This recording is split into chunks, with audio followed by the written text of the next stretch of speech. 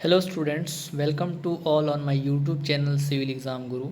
दोस्तों, आज की क्लास में हम लोग हाइड्रोलॉजी के कुछ एमसीक्यू डिस्कस करेंगे जो आपके आने वाले क्लास 1, क्लास 2 और क्लास 3 एग्ज़ाम के लिए काफ़ी बेनिफिट होने वाली है। तो प्रीवियस वीडियो में मैंने आपको 4 वीडियो दिए हुए हैं। प्रीवियसली न्यूली मैंने आपको 4 वीडियो दिए हुए हैं जो इरिगेशन इंजीनियरिंग के हैं, और उसके अंदर मैंने आपको पूरा का पूरा PYQ जो है वो समझा दिया है और सभी क्वेश्चन ऑलमोस्ट हमने डिस्कस कर लिए हैं। तो आपने वो वीडियो नहीं देखा है तो आप जाके वहाँ पे ज़रूर देखिए, जिससे आपको कहीं ना कहीं बेनिफिट होने वाले हैं। और आप जो है यदि वीडियो देख रहे हैं तो उसको दूसरों के साथ भी शेयर कीजिए। चलिए स्टार्ट करते हैं आज का सब्जेक्ट, जिसका नाम है हाइड्रोलॉजी। और इरिगेशन, हाइड्रोलॉजी, इन सब से जो है क्वेश्चंस ज़्यादा आजकल बनने लगे हैं। तो सभी इंपॉर्टेंट क्वेश्चंस जो है मैं आपके साथ डिस्कस करूंगा, और इसके अंदर जितने भी क्वेश्चंस होंगे सभी क्वेश्चन को हम लोग एक एक करके पूरा का पूरा डिटेल देखेंगे। तो सबसे पहला चैप्टर है वो इंट्रोडक्शन का चैप्टर है जिसके अंदर वाटर रिलेटेड चीज़ें जो है वो देखने को मिलेंगी। चलिए क्वेश्चन नंबर 1 पे आते हैं कि the ratio of radiation reflected back by a surface to the radiation receive by it is called as. तो यहाँ से कुछ क्वेश्चन है रेडिएशन से, कि जैसे कोई एक सरफेस है और उसके ऊपर जो है कोई लाइट आ रही है, तो रेडिएशन रिफ्लेक्टेड, कितना अमाउंट ऑफ रेडिएशन रिफ्लेक्ट हुआ और कितना अमाउंट ऑफ रेडिएशन रिसीव हुआ है किसी सरफेस के द्वारा, उस रेशियो को हम लोग क्या बोलते हैं? रेडिएशन कोफिशिएंट, एड्जॉर्प्शन कोफिशिएंट, या एल्बिडो, या फिर ल्यूमिनिसिटी। तो क्या बोलेंगे दोस्तों? इसको हम लोग बोलेंगे एल्बिडो।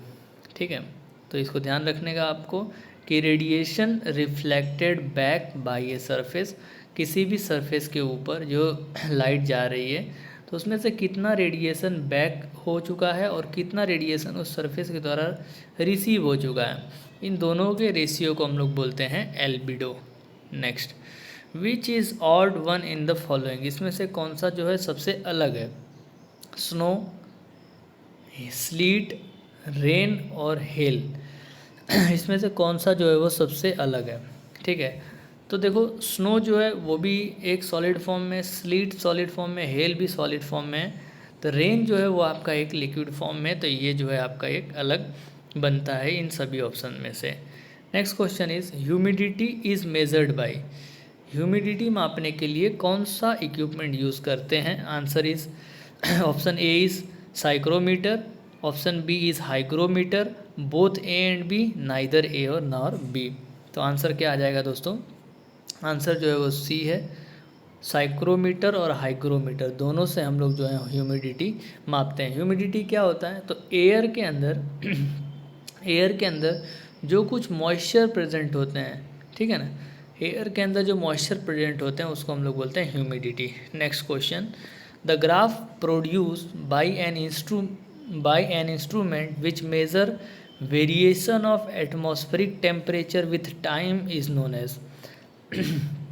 एक ऐसा ग्राफ जो एटमॉस्फेरिक टेम्परेचर और टाइम के बीच में होने वाले वेरिएशन को बताता है, उस ग्राफ को हम लोग क्या बोलते हैं? उसको हम लोग बोलते हैं दोस्तों थर्मोग्राफ। क्या बोलते हैं उसको? थर्मोग्राफ। हाइड्रोग्राफ क्या होता है? तो हाइड्रोग्राफ जो है डिस्चार्ज वर्सेस टाइम को बताता है। डिस्चार्ज, टाइम के हिसाब से डिस्चार्ज कितना हो रहा है उसको बताने के लिए हाइड्रोग्राफ यूज़ करते हैं। सिस्मोग्राफ क्या होता है? तो ये अर्थक्वेक रिलेटेड है। ठीक है, चलिए thermo hydrograph. Next question number 5, total volume of water on earth is estimated around.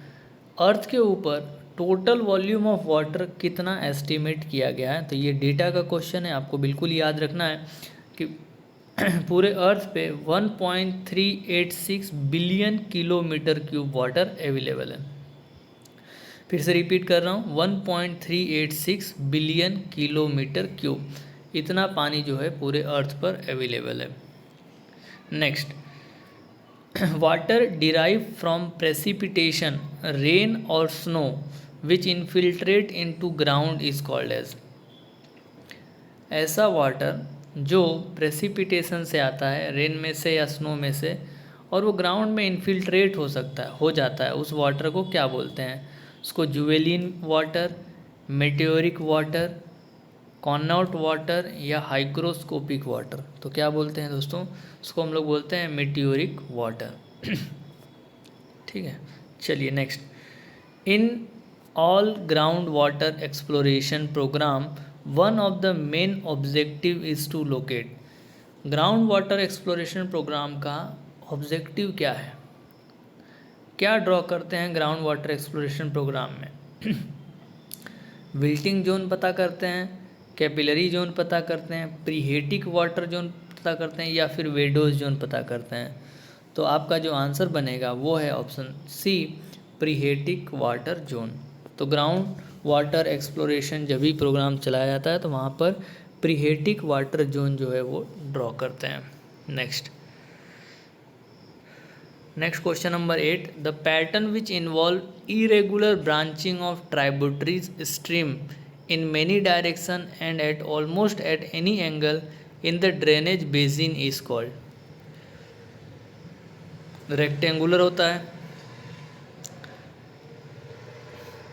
एंगुलेट होगा, थ्रिल्स होगा और या फिर डेंड्रिटिक होगा। तो किस तरीके से उसका जो रेगुलारिटी है, जो पैटर्न है वो बनता है कि जब irregular branching tributary stream in many direction and almost any angle, जब ये बहुत सारे ड्रेनेज बेसिन एक दूसरे को मिलते हैं तो उसका जो पैटर्न है वो कैसा बनता है? तो पैटर्न जो है वो डेंड्रिटिक पैटर्न जो है वो बनता है।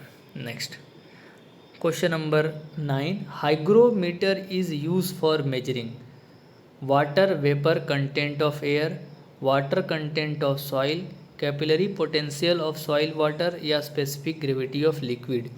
तो हाइग्रोमीटर जो है वो क्या मापता है? हाइग्रोमीटर जो है वो मापता है ह्यूमिडिटी। हाइग्रोमीटर से हम लोग क्या मापते हैं? ह्यूमिडिटी मापते हैं। तो ह्यूमिडिटी का मतलब क्या होता है? अभी मैंने बताया था कि एयर के अंदर जो मॉइस्चर प्रेजेंट है उसको हम लोग बोलते हैं ह्यूमिडिटी, तो उसको बोलते हैं हाइग्रोमीटर। अच्छा, स्पेसिफिक ग्रेविटी मेजरमेंट करने के लिए कौन सा इक्विपमेंट है? लिक्विड की स्पेसिफिक ग्रेविटी मापना है तो उसको नाम है हाइड्रोमीटर। क्या है उसका नाम? हाइड्रोमीटर, याद रखिएगा आप लोग, ठीक है ना। चलिए, और सॉइल के अंदर वाटर कंटेंट जानना है तो उसके लिए क्या है? उसके लिए जो है ओवन ड्राइंग मेथड है, बहुत सारी मेथड है उसके लिए, ठीक है। ओवन ड्राइंग मेथड है, पिक्नोमीटर बॉटल मेथड है। चलिए question number 10, a rainfall intensity greater than 4 mm per hour but less than 6.5 mm per hour is referred as. कहीं पे यदि बारिश की इंटेंसिटी जो है 4 mm पर आवर से ज़्यादा है और 6.5 mm पर आवर से कम है तो उस प्रकार की रेन को हम लोग क्या बोलेंगे? मॉडरेट रेन बोलते हैं।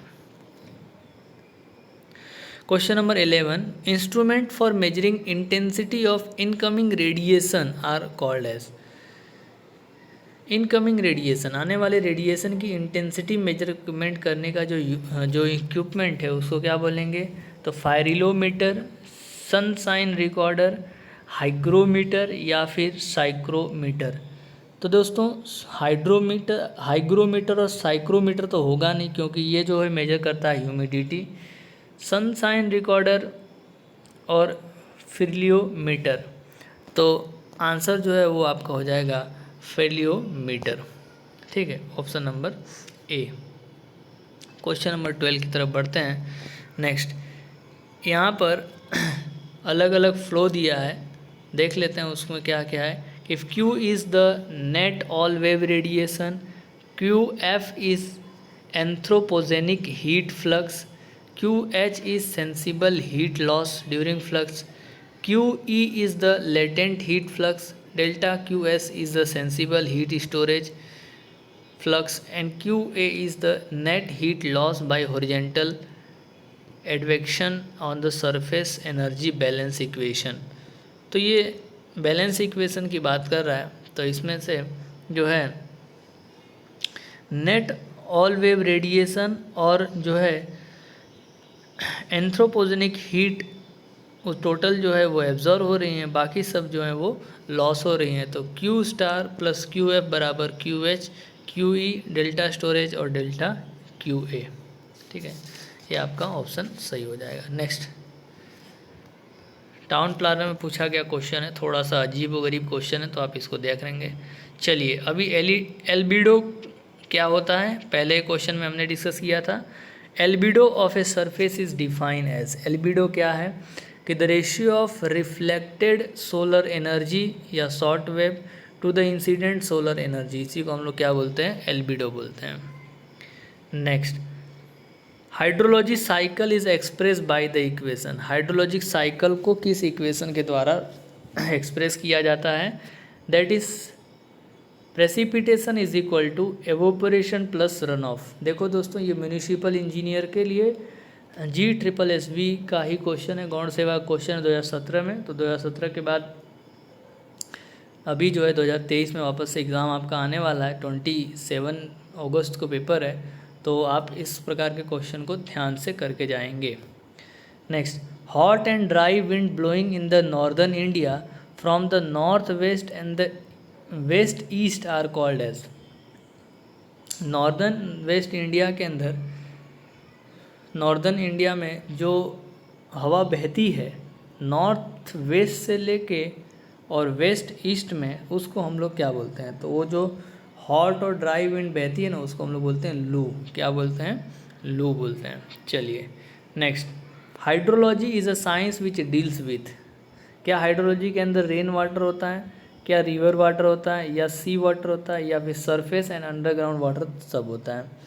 तो दोस्तों हाइड्रोलॉजी का मतलब है कि study of science which deals with water on the surface of earth, at the surface of earth and below the surface of earth.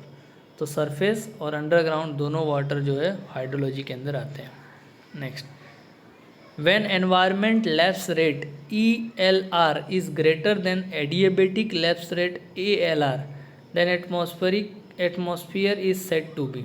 चलिए बताइए, यहाँ पे एनवायरमेंट लैप्स रेट ELR की वैल्यू और एडिएबेटिक लैप्स रेट ALR की value जो है ज़्यादा है, तो ये जो है एयर पॉल्यूशन से क्वेश्चन है। तो environment lapse, atmosphere is said to be, inversion होगा, सुपर एडिएबेटिक होगा, सब एडिएबेटिक होगा, या फिर नन ऑफ द अबव। तो क्या हो जाएगा दोस्तों, इसको हम लोग बोलेंगे super adiabatic. Environmental lapse rate ELR की वैल्यू ज़्यादा है एडिएबेटिक लैप्स रेट से, तो वो कहलाएगी सुपर एडिएबेटिक। ठीक है, चलिए नेक्स्ट क्वेश्चन की तरफ बढ़ते हैं। Question number 18, hydrology is a science which deals with occurrence of water on the surface of earth, distribution of water on the surface of earth, movement of water on the surface of earth, all mention above। the answer will be all mention above। चलिए chapter number 2 पे आते हैं कि precipitation and its measurement, बरसात और उसको कैसे मापा जा सकता है, precipitation and its measurement. Which of the statement are true for recording type rain gauge, इसमें से कौन सा स्टेटमेंट सही है रिकॉर्डिंग टाइप रेन गेज के लिए। It produce a record of cumulative rain versus time which is known as mass curve of a rainfall. ठीक है, तो रिकॉर्डिंग टाइप जो है वो क्या मास कर्व के ऊपर डिपेंड करता है। Yes, they are also known as integrating rain gauge, उसको हम लोग इंटीग्रेटिंग रेन गेज भी कहते हैं। तो दोनों स्टेटमेंट बिल्कुल सही है कि जो है recording type rain gauge produce cumulative rainfall versus time का ग्राफ देता है, और कुमुलेटिव रेनफॉल वर्सेस टाइम के ग्राफ को ही हम लोग जो है मास कर्व बोलते हैं, और इसको हम लोग इंटीग्रेटिंग रेन गेज के नाम से भी जानते हैं। ठीक है, तो याद रखिएगा। Next, index of wetness of a place is the ratio of, index of wetness जो है वो किसका रेशियो है, actual rainfall in a given year in that place to the normal rainfall of that place, कि उस जगह पर actual rainfall उस साल में कितनी हुई है और नॉर्मल रेनफॉल कितनी होती है, उसका रेशियो होता है क्या, इंडेक्स ऑफ वेटनेस। फिर maximum rainfall in that place in a given year to the normal rainfall, क्या एक्चुअल रेनफॉल और नॉर्मल रेनफॉल का रेशियो है, क्या मैक्सिमम रेनफॉल या नॉर्मल रेनफॉल का रेशियो है, या minimum rainfall to normal rainfall ratio, या फिर amount of water vapour in the air to the maximum amount of water vapour the air can hold at it same temperature. तो दोस्तों index of wetness जो है वो actual rainfall और normal rainfall का ratio है कि actual rainfall in a given year in that place to the normal rainfall in that place. उस साल में उस जगह पर एक्चुअल कितना बारिश हुआ है और नॉर्मल कितना बारिश होता है, इसके रेशियो को हम लोग बोलते हैं index of वेटनेस। Next, mean precipitation over an area is best obtain by using. Mean precipitation, किसी भी एरिया में यदि हमें मीन प्रेसिपिटेशन निकालना है तो दोस्तों आप कौन सा फॉर्मूला यूज़ करोगे? तो वो फॉर्मूला हम लोग यूज़ कर लेंगे आइसोहाइटल मेथड। कौन सा मेथड यूज़ करेंगे? Isohyetal method. ठीक है, तो orographically weighted isohyetal method, orographically weighted isohyetal method use करेंगे। ठीक, मीन प्रेसिपिटेशन के लिए याद रखिएगा। For the determination of average annual rainfall, अब यहाँ पे एवरेज एनुअल रेनफॉल की बात कर रहा है, इसके लिए भी कौन सा मेथड यूज़ करेंगे? उसके लिए भी हम लोग आइसोहाइटल मेथड करेंगे। और मीन प्रेसिपिटेशन बोलेगा तो आप याद रखिएगा ओरोग्राफिकली वेटेड हो जाएगा। एवरेज हम करते हैं ना फॉर्मूला में, P1 + P2 divided by 2 into A1, इस तरीके से ये फॉर्मूला आता है। तो इसी को हम लोग मीन या एवरेज भी बोलते हैं। तो सेम क्वेश्चन। चलिए आगे बढ़ते हैं नेक्स्ट क्वेश्चन की तरफ। Question number 23, rainfall in a constant is a function of time and represented as P = 9t³ + 5t²। Here T is the time in hour and P is the rainfall in mm. Then the intensity of rainfall in the catchment of 1.5 hour storm would be। तो rainfall intensity क्या होता है? Rainfall intensity जो है rate of change of rainfall with respect to time, इसी को हम लोग रेनफॉल इंटेंसिटी बोलते हैं। तो इसका आप जो है एक बार डिफ्रेंसिएशन कर दो, तो dp/dt कर देते हैं। तो जैसे आप dp/dt करोगे तो 9 3 जा 27 t² प्लस 5 2 जा 10 t हो जाएगा। ठीक है ना, तो 27 t² प्लस 10 t। ओके, चलिए तो अब इसको हम लोग 1.5 आवर है, 1.5 hour, t is a time in hour and p is a rainfall in mm।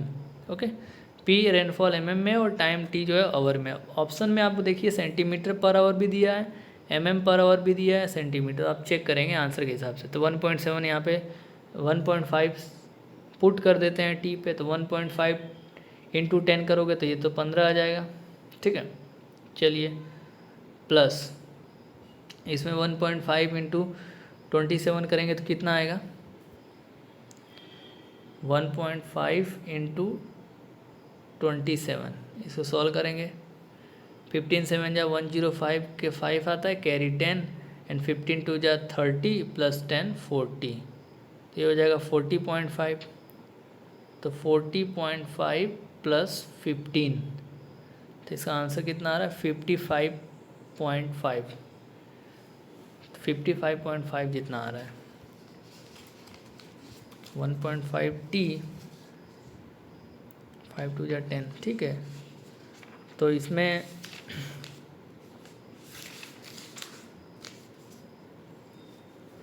कहीं मिस्टेक हुआ है, सॉरी 15 इंटू 15, एक और 15 यहाँ मल्टीप्लाई करेंगे ना, t² है। तो इसका जो आंसर आपको मिलेगा 7.6 centimetre per hour. Option A जो है वो सही हो जाएगा। ठीक, वैल्यू आपको पुट करनी है और मल्टीप्लाई करके ध्यान रखना है। चलिए आगे बढ़ते हैं नेक्स्ट क्वेश्चन की तरफ। विच of the following is a non recording type of rain gauge measurement system has a collection diameter of 127 mm। इसमें से कौन सा सिस्टम जो है वो non recording type rain gauge है? ठीक है ना, non recording type rain gauge कौन सा है जिसका कलेक्शन डायमीटर 127 होता है? तो हमको पता है कि साइमंस रेन गेज जो है वो एक प्रकार का non recording type rain gauge है। Okay, non recording type rain gauge में हमें रीडिंग खुद जाके लेनी होती है और साइमंस रेन गेज जो है उससे क्वेश्चन बने हुए हैं, उसका डायमीटर 127 mm होता है। Next, nearest object from a rain gauge should be at the minimum distance equal to. Rain gauge से जो कोई भी ऑब्जेक्ट है या फिर किसी भी ऑब्जेक्ट से रेन गेज जो है वो कितना दूर होना चाहिए, इट्स हाइट के, ऑब्जेक्ट के हाइट के, या फिर ट्वाइस इट्स हाइट, क्या ऑब्जेक्ट के हाइट के डबल टाइम, या थ्राइस इट्स हाइट, या फिर 4 टाइम इट्स हाइट। तो कितने से वो दूर होना चाहिए, तो twice of its height. Height का 2 टाइम, जैसे एग्जांपल में मान लीजिए एक बिल्डिंग है या इसका हाइट जो है वो t है, तो रेन गेज जो है वो कितना दूर रखोगे, तो रेन गेज जो है वो 2t जितना दूर रखोगे, ठीक है ना। चलिए next, most accurate method of finding average depth of rainfall over an area is. Most accurate method of finding average depth of rainfall over an area, किसी भी एरिया में हमें जो रेनफॉल मेजर करना है उसके लिए मोस्ट एक्यूरेट मेथड कौन सी है, दैट इज़ आइसोहाइटल मेथड। कौन सी मेथड सबसे एक्यूरेट है, isohyetal method. Next, a 60% index of wetness का मतलब क्या है, 60% इंडेक्स ऑफ वेटनेस हमको क्या बताता है। 60% इंडेक्स ऑफ वेटनेस यदि है तो रेन एक्सेस 40% होगा, रेनफॉल डेफिशिएंसी 40% होगी, रेन डेफिशिएंसी 60% है, या इसमें से कोई भी नहीं। तो आंसर जो है, यदि इंडेक्स ऑफ वेटनेस आपको 60% दिया है तो रेन डेफिशिएंसी हम कैलकुलेट कर देते हैं 100 माइनस इंडेक्स ऑफ वेटनेस।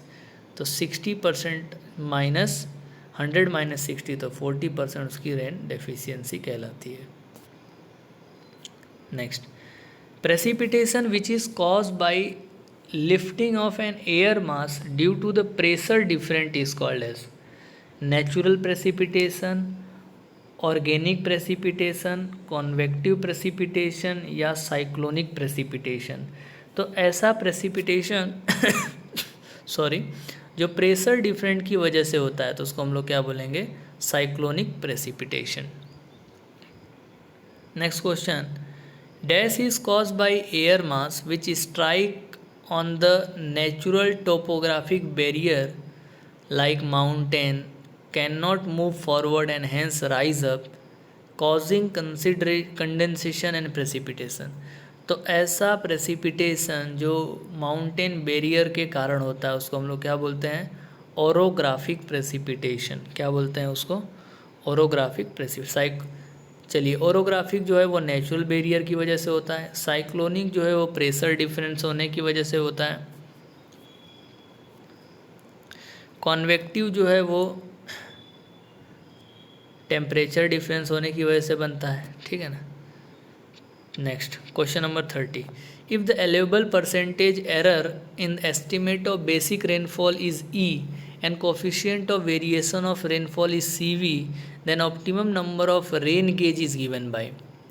तो दोस्तों optimum number of rain gauge का डायरेक्ट फॉर्मूला है CV अपॉन एरर का होल स्क्वायर, ठीक है। CV is a coefficient of variation and E जो है वो परसेंटेज एरर होता है। Next, the ratio of actual rainfall in a year to a place to the normal rainfall of that place is known as. थोड़ी देर पहले हमने इसकी बात कर ली है, इसको क्या बोलते हैं, इसको हम लोग बोलते हैं index of वेटनेस।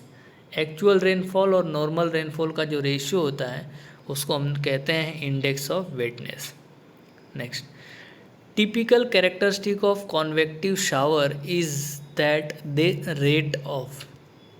Typical characteristic of convective shower is that they are high intensity and long duration, high intensity and short duration, low intensity and long duration, या low intensity and short duration। तो जो convective shower होते हैं उसकी characteristic के बारे में पूछा गया है। तो इस जो है इसकी वाटर स्प्रेइंग इंटेंसिटी ज़्यादा होती है शॉर्ट ड्यूरेशन के लिए, ठीक है। Next,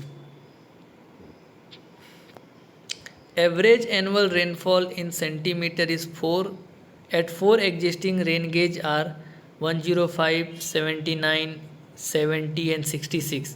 If the depth of rainfall over the basin is to be estimated is 10% error, then additional number of rain gauge is to be needed. तो दोस्तों ये काफ़ी अच्छा क्वेश्चन है और काफ़ी बड़ा क्वेश्चन जीपीएससी ने पूछ दिया था उस समय। तो इसका जो पूरा का पूरा सॉल्यूशन मैं आपको दिखा देता हूँ, स्टेप्स बता देता हूँ। तो यदि हमें जो है additional number of rain gauge निकालना है तो सबसे पहले हमें जो है total number of rain gauge निकालना पड़ेगा। तो total number of rain gauge निकालने के लिए प्रोसेस है, सबसे पहले आपके पास है जो प्रेसिपिटेशन दिया है इसका प्रेसिपिटेशन मीन निकालेंगे, मीन प्रेसिपिटेशन निकालेंगे। ओके, इसके बाद इसका हम लोग स्टैंडर्ड डेविएशन निकालेंगे। स्टैंडर्ड डेविएशन इसका फॉर्मूला क्या आ जाता है, under root of P x minus P mean, P x minus P mean इसका whole square divided by n minus one. ठीक है, ये स्टैंडर्ड डेविएशन हो गया। इसके बाद हम लोग तीसरे स्टेप में इसका सी वी निकालते हैं, कोफिशिएंट ऑफ वेरिएशन। क्या होता है, standard deviation sigma upon P mean into 100। ठीक है, तो ये हो जाता है इसका C V, coefficient of variation. उसके बाद हम इसका optimum number of rain gauge निकालते हैं। Optimum number of rain gauge का फॉर्मूला एन बराबर सी वी अपॉन ई का whole square, optimum number of rain gauge. ठीक है, जब optimum number of rain gauge निकल जाएगा तो उसके बाद एडिशनल नंबर के लिए additional number of rain gauge जो है optimum number of rain gauge minus available rain gauge. तो इस केस के अंदर optimum number of rain gauge जो है वो 5 आ रहा है, अवेलेबल हमारे पास 4 है, तो एडिशनल कितना चाहिए, 1 हमको चाहिए। ठीक है, तो सिंपल क्वेश्चन तो नहीं कह सकते, ऑब्जेक्टिव के लिए टाइम कंज्यूमिंग क्वेश्चन है, तो ऐसे क्वेश्चन आपको छोड़ देने चाहिए, बहुत ज़्यादा समय ये ले लेगा एक मार्क्स लाने के लिए।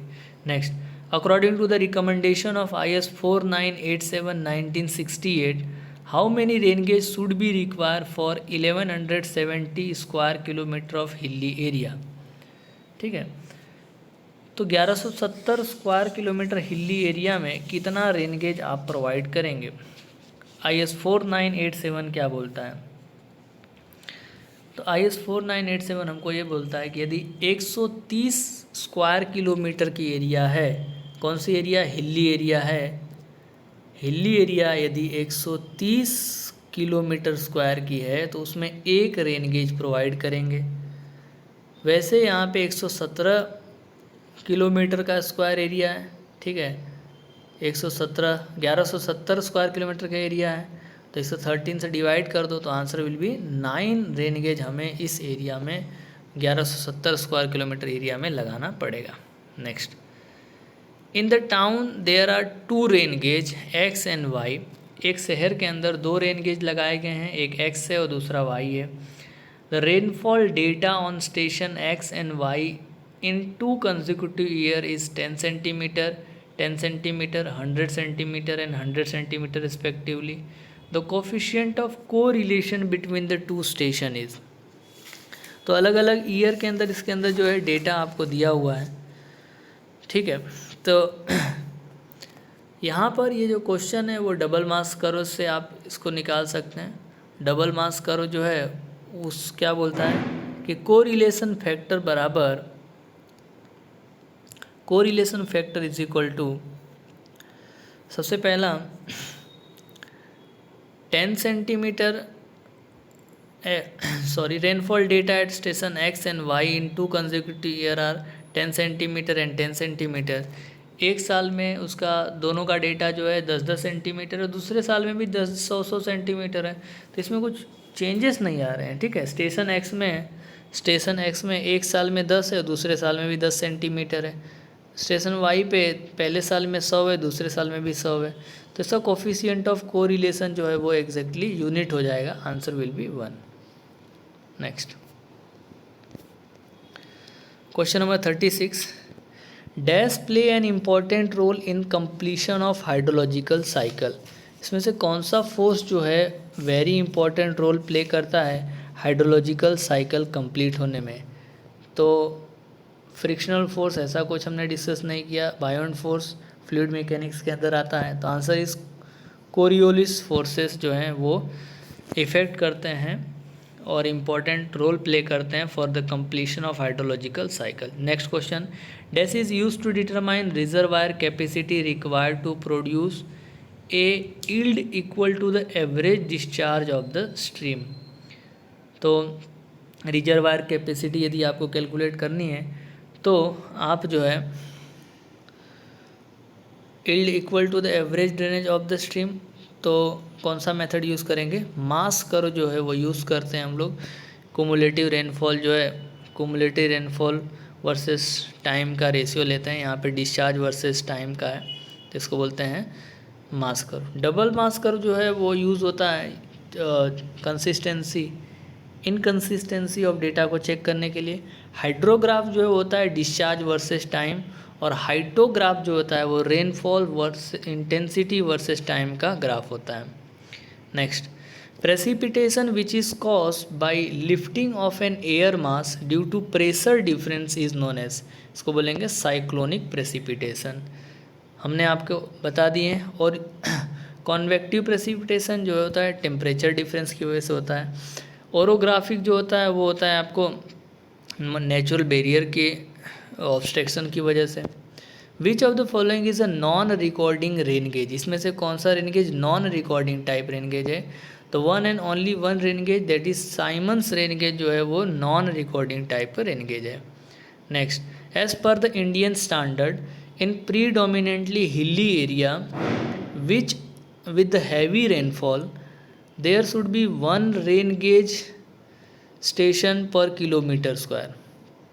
ओके, तो कौन सा एरिया है दोस्तों, हिली एरिया है। हिली एरिया के अंदर 130 किलोमीटर स्क्वायर के एरिया में एक रेन गेज होना चाहिए, ठीक है। और यदि प्लेन एरिया है तो 520 किलोमीटर स्क्वायर के रेंज में एक रेन गेज होना चाहिए।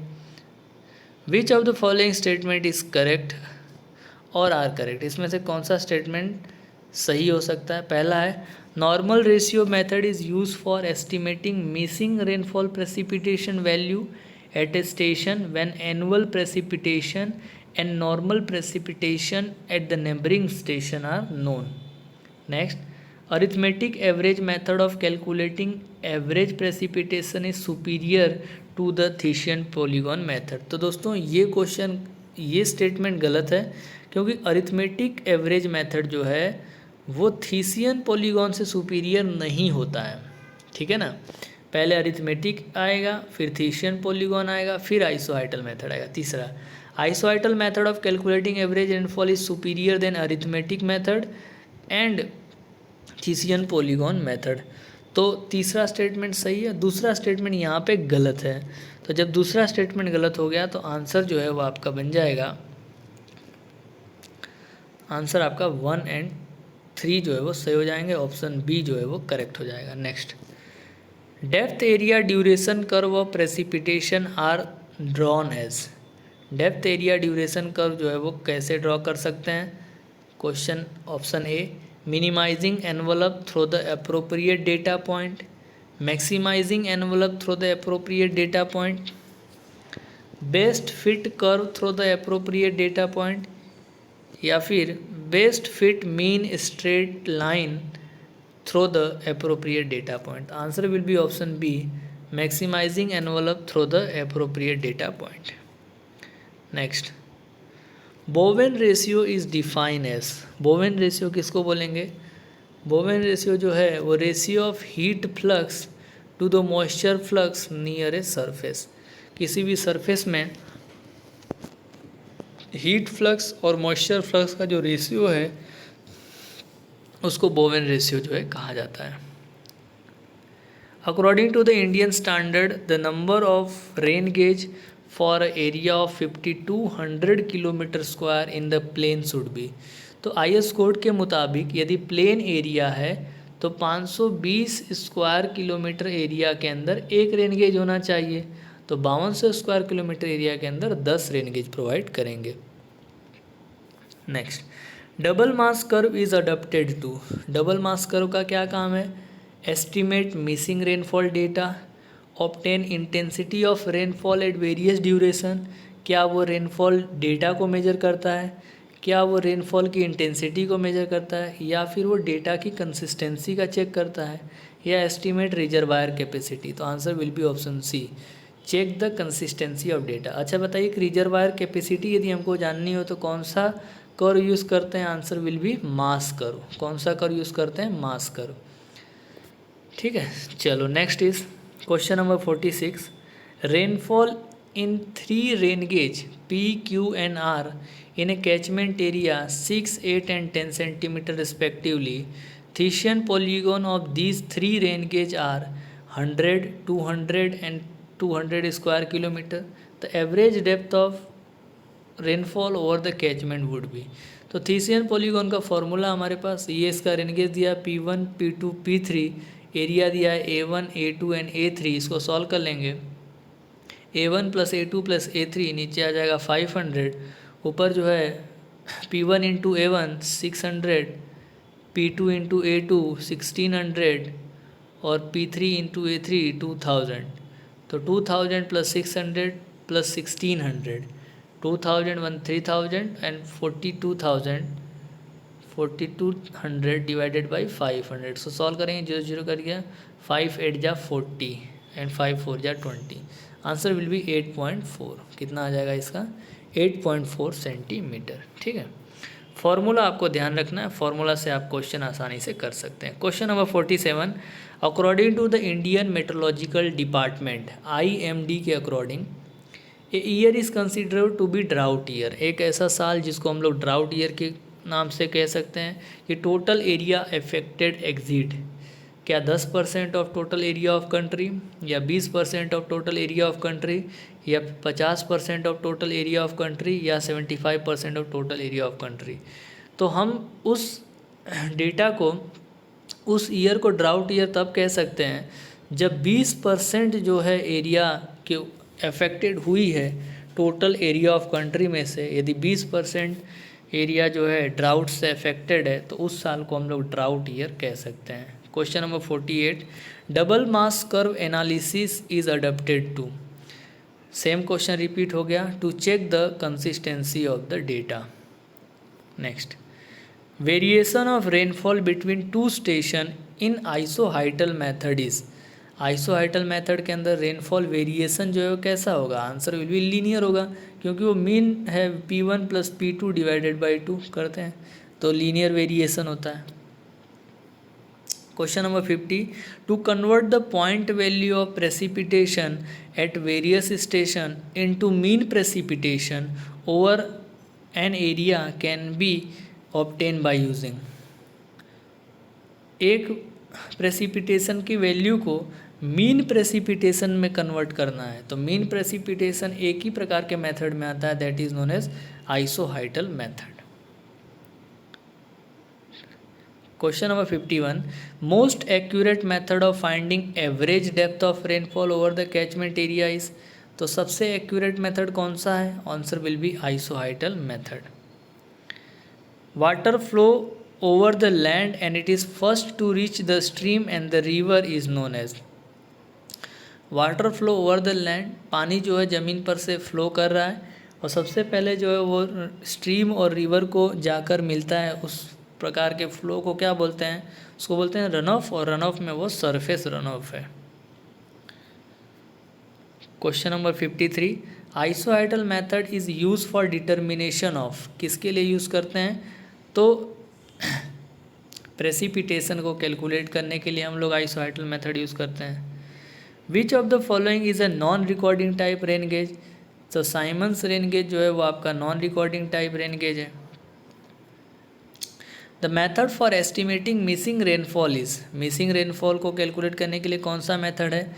Normal ratio method, station year method, plotting position method या रेशनल मेथड। तो answer will be normal ratio method. Next, a plot between rainfall intensity against time is known as. तो इसको बोलते हैं हम लोग हाइटोग्राफ। क्या बोलते हैं? हाइटोग्राफ। और हाइड्रोग्राफ क्या होता है? डिस्चार्ज वर्सेस टाइम का ग्राफ है। ठीक है ना, डिस्चार्ज वर्सेस टाइम का ग्राफ है आपका हाइड्रोग्राफ। मास कर्व क्या है? कुमुलेटिव रेनफॉल वर्सेस टाइम का ग्राफ है। और isohyet is equal rainfall intensity versus time का ग्राफ होता है।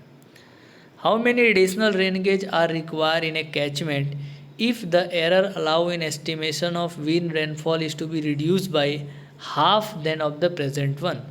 ठीक है, चलिए, तो additional how many number of additional number of rain gauge कितना चाहिए। तो सबसे पहले optimum number of rain gauge देख लेते हैं। यदि एरर हाफ हो जाएगा तो ऑप्टिमम रेन गेज जो है वो 4 टाइम बढ़ जाएगा। ठीक है, तो जब 4 टाइम बढ़ जाएगा तो 4 में से एक जो है वो उसको हम लोग क्या करेंगे, माइनस कर देंगे। तो additional number of rain gauge कितना हो जाएगा, 4 माइनस एक जो है अवेलेबल है वो, तो 3 टाइम जो है वो बढ़ जाएगा प्रेजेंट से।